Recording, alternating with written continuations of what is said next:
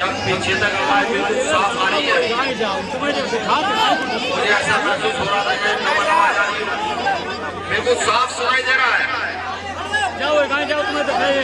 नहीं सुनाई दे रहा है भाई, इसका इको थोड़ा कम कर दीजिए। मुझे ये लगता है कि जिस आंदोलन को पूरे भारत में जाना चाहिए था, वो आंदोलन यहीं के कुछ क्षेत्र में दम घुट कर रहा। लेकिन हम भीम आर्मी के लोगों की जिम्मेदारी है कि हमारे पुरखों ने जिस आंदोलन को चलाया, उस आंदोलन को चलाने के लिए हम सबको भरसक प्रयास करना चाहिए। मैं आज हरदोई में हूँ, बहुत सारी पुरानी परंपराएं यहाँ पर हैं, लेकिन यहाँ की मुख्य परंपरा जो रही है, हमारे पुरखे मदारी पासी जी की सरजमी को मैं नमन करता हूँ, वंदन करता हूँ, जय भीम करता हूँ। मैं बिजली पासी जी की सरजमी को नमन वंदन करता हूँ। मैं यहाँ बैठी मेरी जो माताएं हैं, जो मेरी बहनें हैं, जो अपना आज का पूरा काम छोड़ करके हम लोगों को सुनने के लिए आई है, देखने के लिए आई है, आपको भी मैं नमन वंदन करता हूँ, दिल की गहराइयों से आपका आभार व्यक्त करता हूँ कि आप यहाँ पहुंची और मुझ जैसे छोटे से कार्यकर्ता का उत्साहवर्धन करने का काम किया। यहाँ बैठे मेरे बुजुर्गवार, यहाँ बैठे मेरे युवा साथी, यहाँ बैठी आवाम का भी मैं नमन वंदन करता हूँ, जय भीम करता हूँ। साथियों, अपनी बात शुरू करने से पहले बहुजन समाज में जन्मे संतों गुरुओं को नमन करता हूँ। तथागत गौतम बुद्ध, संतों में संत शिरोमणि सद्गुरु रविदास जी महाराज, भगवान वाल्मीकि, गुरु नानक देव, गुरु घासीदास, संत कबीर, ये ऐसे तमाम संत जिन्होंने भारत की सरजमी पर पैदा होकर के भारत की महिलाओं के लिए, भारत के छूतों के लिए काम करने का काम किया, से तमाम संतों गुरुओं को नमन करता हूँ, वंदन करता हूँ। साथियों, मैं अपने पुरखे जिन्होंने राज स्थापित करके तलवार का भी मतलब समझाया, कलम का भी मतलब समझाया, हिंसा का भी मतलब समझाया और शांति का भी मतलब समझाया, सम्राट अशोक, चंद्रगुप्त मौर्य, महाराजा बिजली पासी, महाराजा सीता पासी, उदा देवी पासी, या तमाम वो हमारे पुरखे जिन्होंने भारत पर राज किया, आज भी जिनके किले चीख चीख कर उनकी शौर्य गाथा गाते हैं, उन पुरखों के चरणों में भी नमन करता हूँ, वंदन करता हूँ।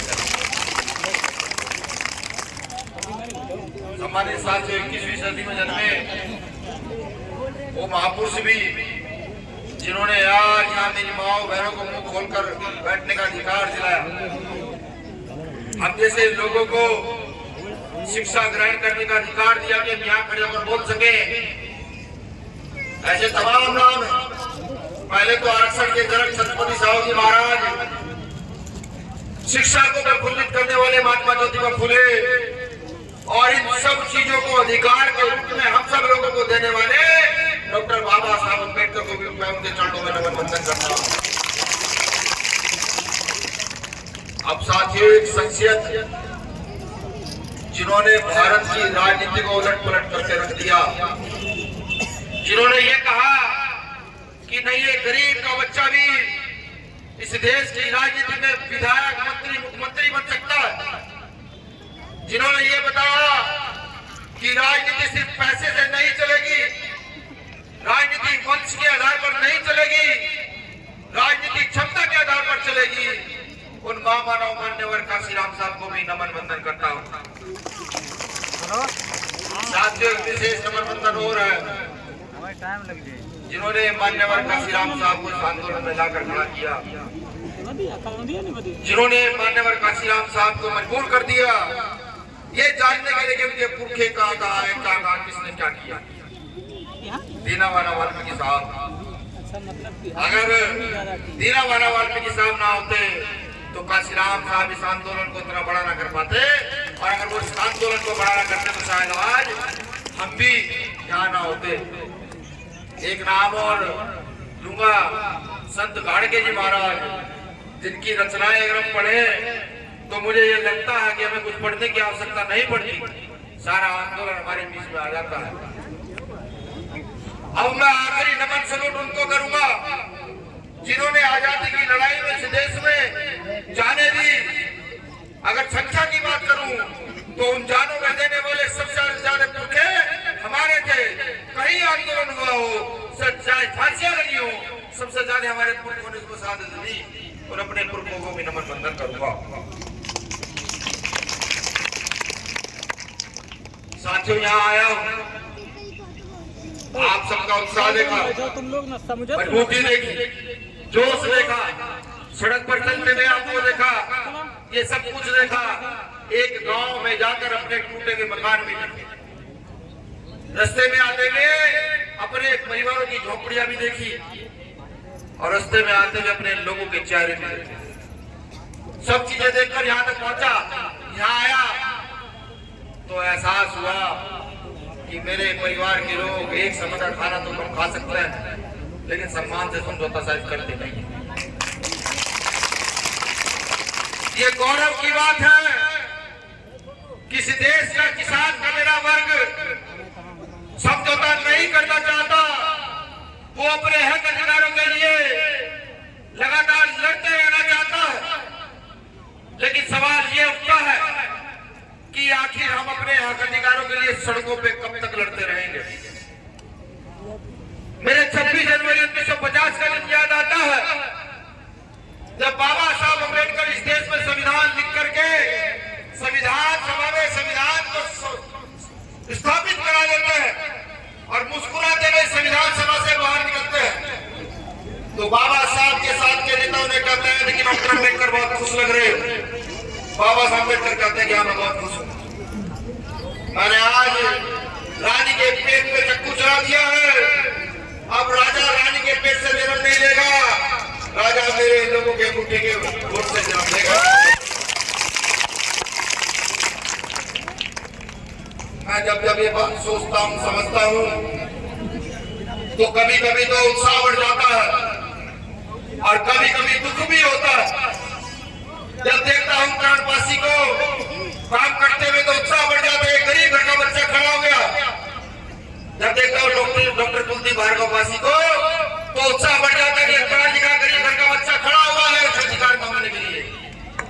लेकिन जब मैं देखता हूँ अपने टूटे हुए घरों को, अपनी भूखी माताओं को, बेरोजगार फिरते युवाओं को, तो तब दर्द होता है कि आज तक हम डॉक्टर बाबा साहब अम्बेडकर की बात को माने नहीं, समझे नहीं। आप सिर्फ सुनिएगा, ताली मत बजाइए। हम बाबा साहब अम्बेडकर की बात को सुने नहीं, समझे नहीं। मैं 26 जनवरी 1950 की बात कर रहा था। लोग वीडियो बनाए, बाबा साहब अम्बेडकर ने कहा मैंने रानी का पेट चीर दिया, राजा रानी के पेट से जन्म नहीं लेगा, राजा मेरे लोगों के वोट से जन्म लेगा। उधर सामने वाले नेता हंसते हैं और हंसते हुए कहते हैं डॉक्टर अम्बेडकर, तुमने लोकतंत्र का अधिकार तुमने लोगों को दे दिया, तुम अपने लोगों को अधिकार देकर चले जाओगे, लेकिन इस देश में आज भी हमारा वर्चस्व है, हम इस देश को अपना राजा बनाएंगे। वो कहते हैं डॉक्टर अम्बेडकर को कि हम तुम्हारे लोगों को डराएंगे, तुम्हारे लोगों को धमकाएंगे। तो मैं कहने जा रहा हूँ, ये बातें बुरी हो सकती है, लेकिन आप साथ कीजिएगा, विचार कीजिएगा कि ये कोई आदमी आया था क्या कहकर गया। तुम्हारे लोगों को डराएंगे, तुम्हारे लोगों को धमकाएंगे और अगर काम न चला तो तुम्हारे लोगों को खरीद करके इस देश में राजा अपना बनाएंगे। मुझे कहते लज्जा आती है कि उन्होंने सही कहा, उन्होंने इस देश में लोगों को डराया, धमकाया, नहीं ये करे धमके तो हमको खरीदा और इस देश को अपना बनाया। मैं फिर 26 जनवरी 1950 में लेके जाता हूँ बाबा साहब अम्बेडकर का, नहीं मैं जानता हूँ मेरे लोग गरीब है, एक समय का खाना नहीं मिलता, जानता वो डर जाएंगे, धमक जाएंगे, हो सकता है कि लोग बिक भी जाए, लेकिन एक बात याद रखना, जिस दिन उनके कोई ऐसा खड़ा हो गया कि अपने लोगों को समझाने में सफल रहा, और हमारे लोगों की समझ में आ गया कि सारी ताकत सत्ता में रखी है। सत्ता हासिल कर दो, 1 लाख मकान बनवा दो, सत्ता हासिल कर दो, हर घर में भरपूर मिठाई करवा दो, सत्ता हासिल कर दो, हर गरीब को अमीर बना दो, सत्ता हासिल कर दो, बेरोजगारी मिटा दो, सत्ता हासिल कर दो, गरीबी मिटा दो।